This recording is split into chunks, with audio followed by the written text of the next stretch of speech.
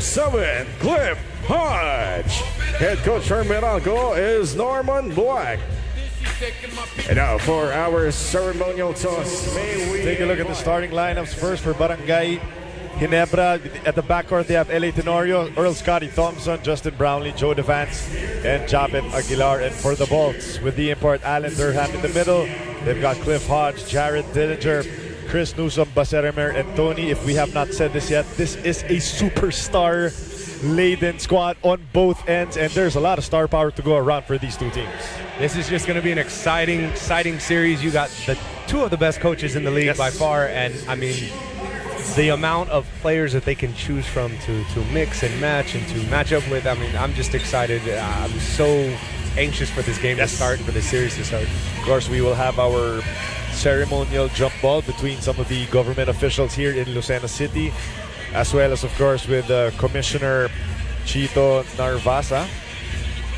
So nice to always have these out-of-town games, especially the finals, because it just ramps up the intensity. Because, you know, I know a lot of fans are even in the provinces are frothing at the mouth to be able to experience, you know, something as high as the finals, and nice to have it here in this Governor's Cup conference. It's just it's a good environment to bring the energy of the finals to the province, to the fans that just love this game, love this league.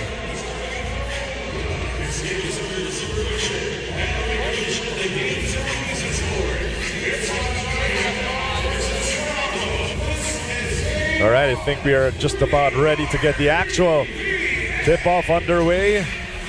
This is the rematch. Barangay Ginebra looking to repeat. Meralco looking to settle some unfinished business, and we are underway here in Game 1.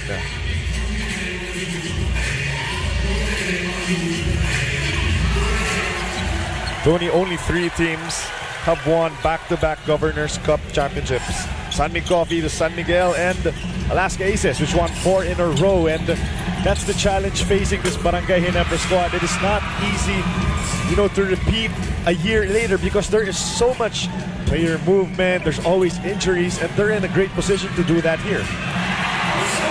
Baseremer gets the first 2 points of these finals. Chuck, you're absolutely right. When you're the defending champion, everyone wants, there's a target on your back, there's a target on your head, there's a target on your chest. So for Ginebra to come out here and just stay focused and know what's at stake for them is huge. But Morocco starting the game off right.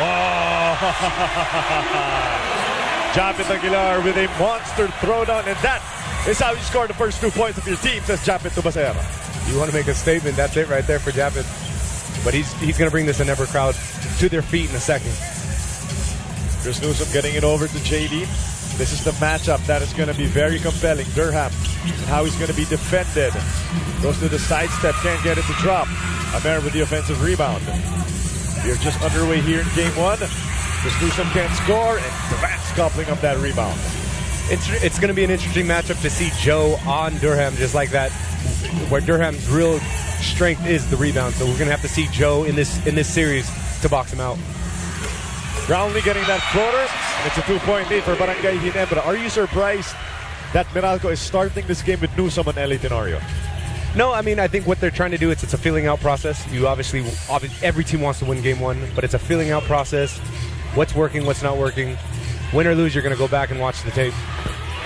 Amer has all 5 points for the Bolts. He gives them a 1-point lead.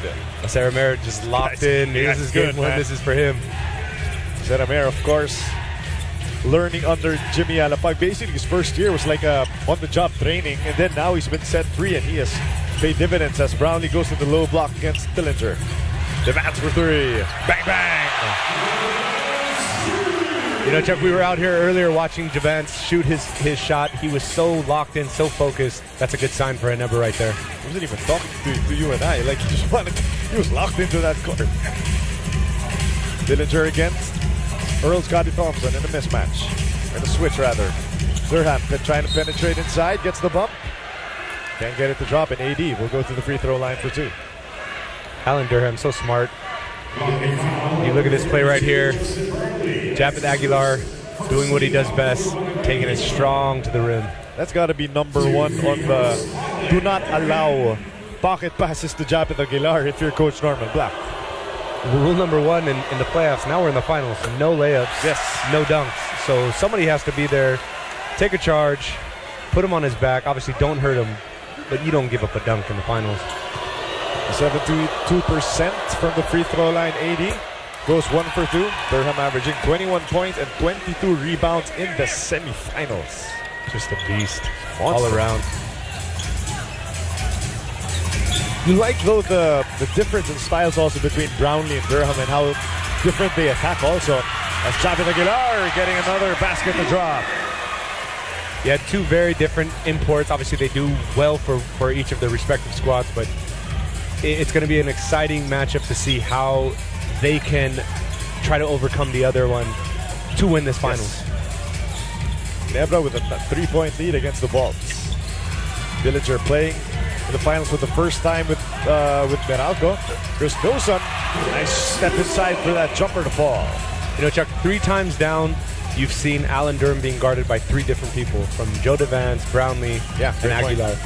So Coach Tim obviously wants to throw different looks at him, so he has to be on his heels, so to speak. What's the value of that? Is it because defender will guard him a different way each time? Yeah, and if you're an offensive player, you're going to always think, well, this guy's always leading you here, he's always doing this, he has a tendency to do that. Now, new defender comes, you don't know what he's going to do, and you got to get used to him all over again. Durham going by Devance, and AD is locked in here in the first period. You can just feel the action in this building. Every play is very, very executed very well. This is the finals. You know, they say that every possession counts in the finals, and that's what we're seeing right now. Oh! Chris Newsom, eye in the sky for the throwdown. Just as I said, every play was executed. I never commits a turnover, but Chris Newsom just finishes on the other end with a monstrous dunk. And you can sense in this Meralco squad that they have been waiting for this moment. They do not want to let go of this opportunity as Devance missing that 3-pointer. Newsom walks into a jumper, can't get it to drop. Hodge battling for that loose ball. Brownlee drops it up. You know, Morocco is very, very locked in, but if I'm not mistaken, last year, Morocco won game 1. That's absolutely right. They won 93-78 in overtime. No, sorry, not 93-78, but it was an overtime win. And Alan Durham just beasting in the overtime. So there's that angle too, Tony, where if you're Ginebra, obviously you're the crowd favorite. But and a lot of people are expecting them to dominate Meralco. But Meralco, with that win, really told everyone that, hey, we're here not just to, to be spectators, but to actually win this whole thing. You know, games are won by one possession. And Morocco can make statements, but at the end of the day, who's going to win 4 games first? Right. Obviously, you want to get game 1. If you're whatever team you are, you want to get game 1. It's going to set the tone, but it's not a guarantee. More importantly, to your point, 78% of teams that win game 1 go on to win the entire thing, so it's huge. Durham cannot control, and this is the Barangay Ginebra that we are accustomed to seeing swarming from the inside and outside as we see this awesome throwdown. Look at Chris, the elevation coming from almost the free throw line. Such an exciting player to watch. Brownlee over to the mat. A lot of pushing and shoving in the shaded area. Looks like it is going to go on. Going to go with the Hammers. You know, Jack, you can tell these teams have met before. Yeah. It seems like everyone knows everyone's tendencies. This is what, game 12 for them or something like that, where you think that being a finals game, you have to know this guy in and out, what he's doing, what he eats for breakfast. And that's such a challenge too, because even if you know how someone's being defended or how someone's going to defend you, how do you still score against that? Even if someone knows your pet play, is it really just a matter of finding something new that hasn't been done yet? It just comes down to percentage. And look at that. Exactly that. And they forced Brownlee right to do something he didn't want to do, and you got to tip your cap. He made an awesome shot over good defense. I think that's what a lot of people just don't understand. There's some amazing talent on display that even if you have to make your best shot, how are you going to score? How do you score against a guy like Durham if you're Justin Brownlee? You just have to be a special player. And that's why the finals is just such an awesome time for everybody. Oh, Dillinger cannot get it to drop. Tenorio on the run. Ginebra will slow things down. Less than 6 minutes remaining in this first period. LA. Selfish pass from Devan Stubber. Rounder. Nothing to go in. Dillinger with the board. See the ball movement by Ginebra. Really good. Getting a lot of guys involved early on. Mayer missing that three-pointer. You can sense. I'm not sure yet if Meralco is trying to pick up the pace against this Barangay Ginebra squad, and we'll probably talk about that more after this break as Barangay Ginebra heads into this first timeout with a 3-point lead, 15-12.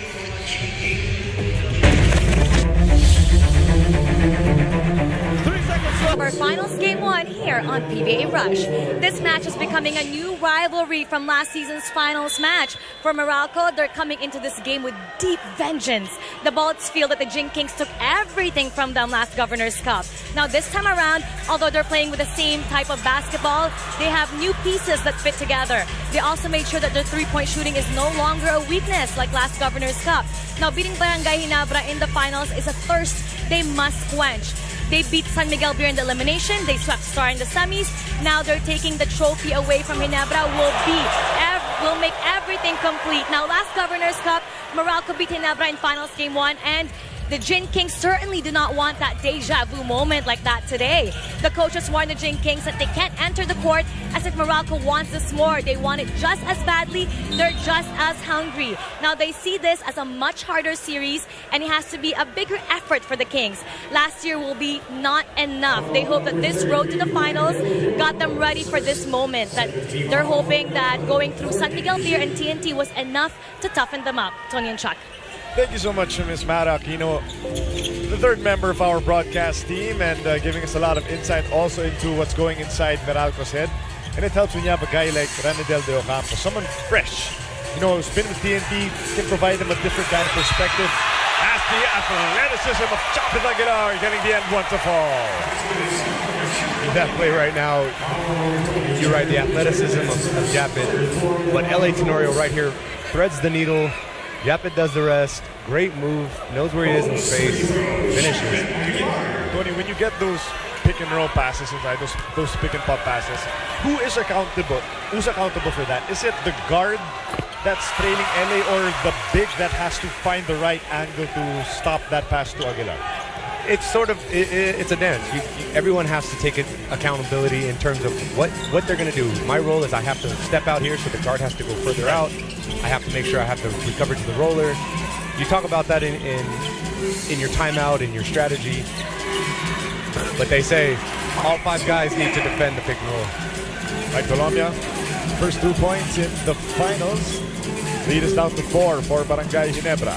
Interesting lineup here for the Balts as they go immediately with Colombia and RDO off the bench. Scotty Thompson can't get it to drop. JD with the board. I like how aggressive Ginebra is coming off this pick and roll. They're making Meralco have to play them at some aspect in terms of guard the ball handler, or you got to watch the roller. Everything's going to the basket. As Newsom trying to put the moves on LA Tenorio. Newsom sensing a height advantage, strength probably.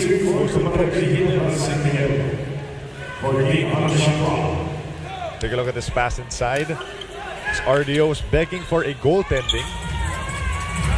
Probably had a case as well. Great athleticism again by Japeth Aguilar. Durham escaped the defense of Brownlee, just couldn't get it to fall. Tenorio. Aguilar. The extension from Japeth. Little bit short. Here comes Colombia on the run for Meralco. Japeth Aguilar, great move.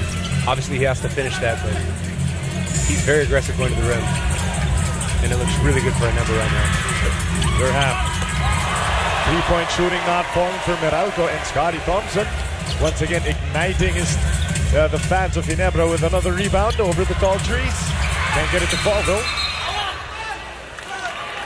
We have a loose ball foul. It's going to go on Earl Scotty Thompson. Meralco's doing a very good job in the initial rebound. Right. And I heard Coach Norman talk about that earlier, that that's their strength, and he knows that their strength, and they have to continue to control the rebounds. Well, Greg Slaughter is getting set to make his return in the finals in this game. That's why Meralco sues for time. 18-14, Barangay Ginebra up 4. Let's see. Tight pass to Cash. Impact play.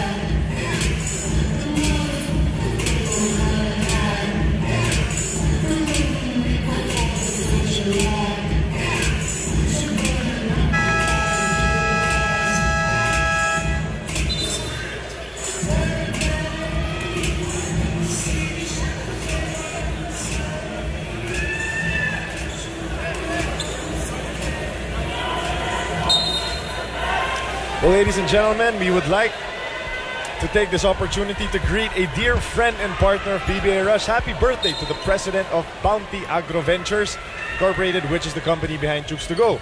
Boss Ronald Mascareñas. Boss, happy birthday and God bless from your PBA Rush friends. And we would also like to declare na kayo nga po ang tunay na manok ng bayan. Kaya naman salamat sa lahat ng suporta sa Filipino athletes and of course to PBA Rush. Boss Ronald, saludo po kami sa inyo. We'd also like to greet Sir Jopep Galites. Thank you so much for watching us here on PBA Rush. Let's go back to live action. No scoring yet. Durham getting that rebound and the putback leads down to 2 for the Bolts.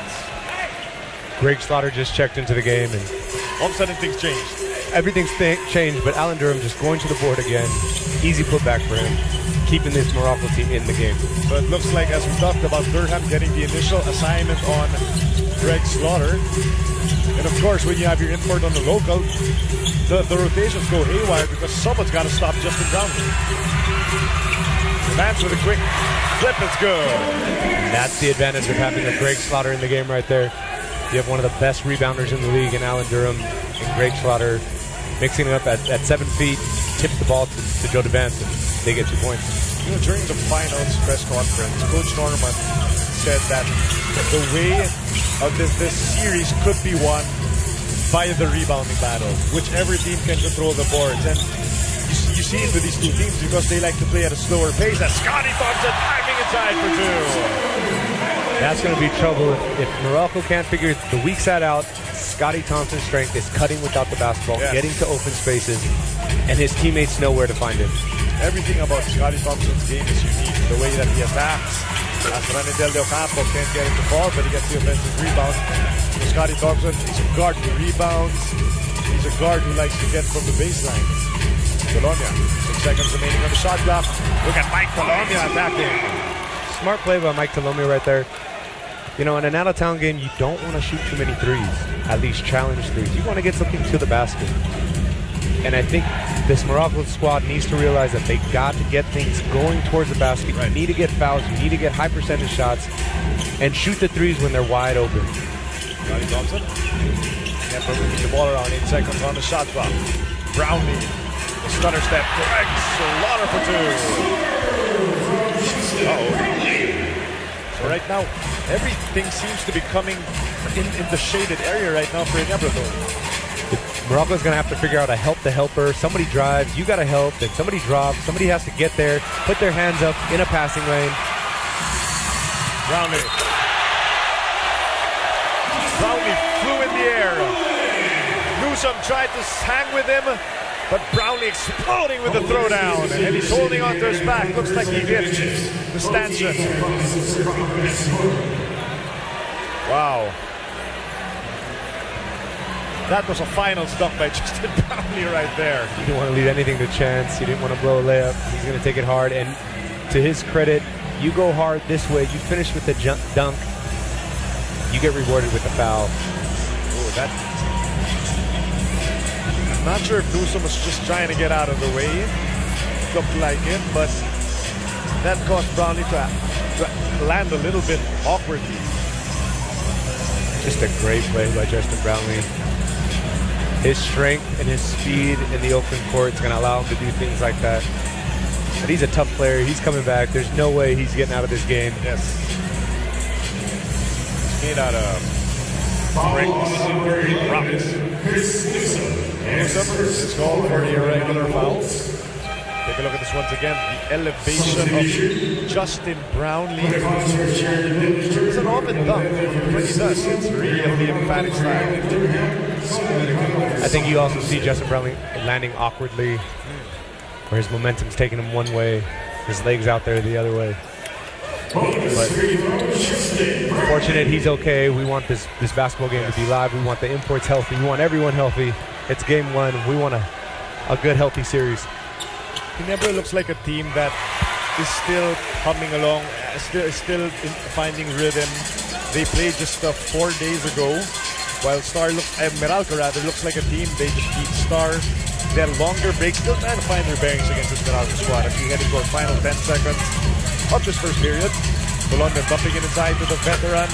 Bukatan can't finish. 5 seconds in the first period. Brownlee.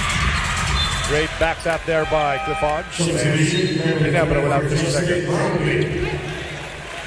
Good substitution here by Coach Tim.